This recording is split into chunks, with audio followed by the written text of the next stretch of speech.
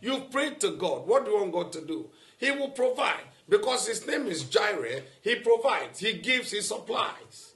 So God gives husbands, God gives wife, you would accept, but you also need to go fishing. So it is all mixed up depending on the individual. But let us make the point very clear.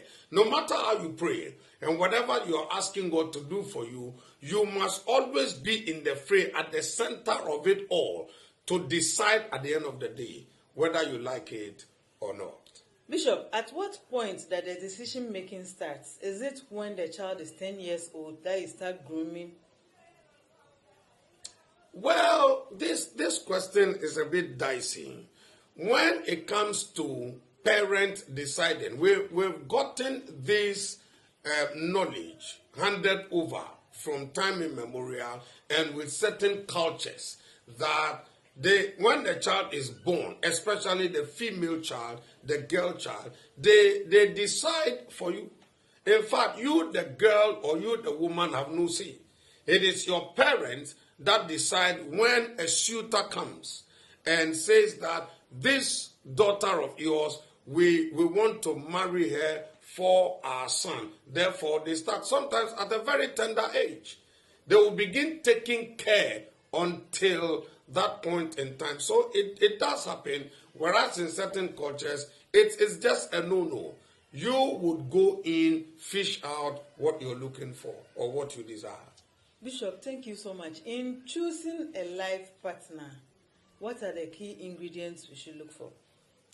Wow. I always tell people that when it comes to choosing a life partner, knowledge is key. You would have to be very knowledgeable. When you talk about knowledge, are you saying we should learn from school, on the internet?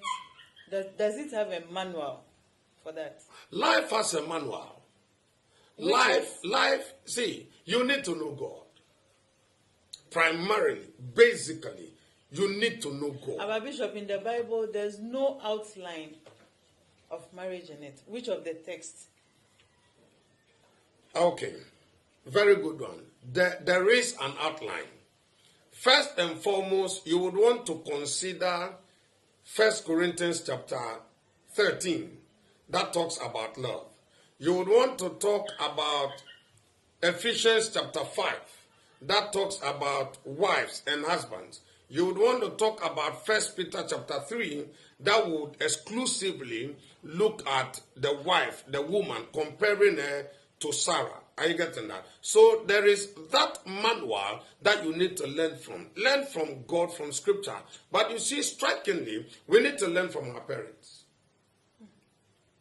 We need to learn from our parents. We need to learn from the knowledgeable ones. We need to learn from the experienced ones.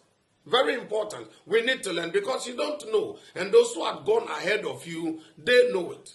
So you learn from them. Now, this is what I mean when I talk about knowledge. Knowledge is key here. You are entering into something. Relationship. You need to know